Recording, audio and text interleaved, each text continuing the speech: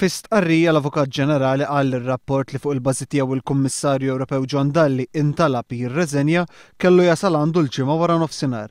Dan ir-rapport għall-Avukat Ġenerali Peter Grech mistenni jkun evalwat skont il-proċedura nazzjonali. Dawn l-investigazzjonijiet mhumiex pubbliċi għall-Avukat Ġenerali.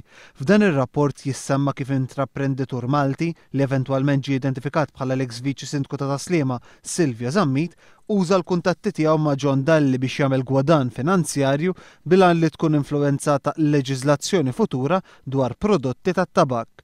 Dwar dan il-każ sar ilment mill-kumpanija produttur tat-tabak Swedish Match. Ġurnal Svediż irrapporta li dil-kumpanija intalbet ma' 60 miljun euro biex tkun tista' tiltaqa' mal-Kummissarju Dalli f'tentattiv illi jibdel id-direttiva tat-tabak.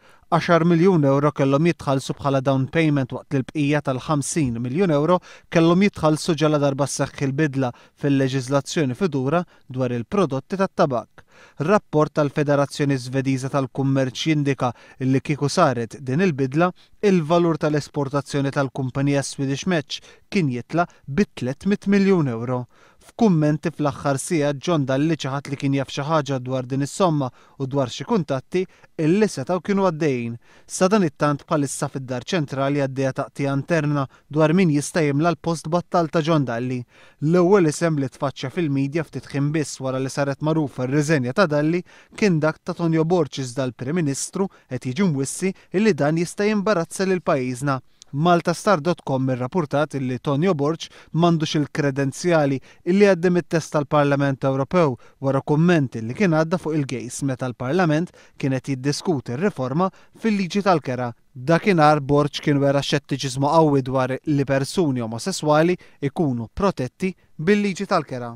Fil-Kummissjoni illi twaqfet fawissu ħarġet ir-rapport qalu insejna lil dawk in-nies tal-istess sess illi musta jiġu protetti bil-liġi tal-kera, mela qed jonqos issa.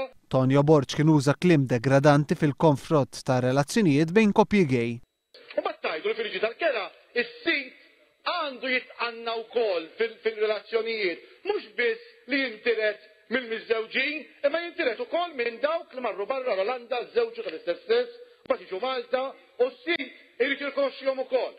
F'Ottubru 2003 l-President tal-Kummissjoni Ewropea José Manuel Barroso kien sfurzat ineħħi lir-Rocco Bottiglione minn kummissarju wara kummenti li dan kien għadda kontra n-nisa u l-gejs.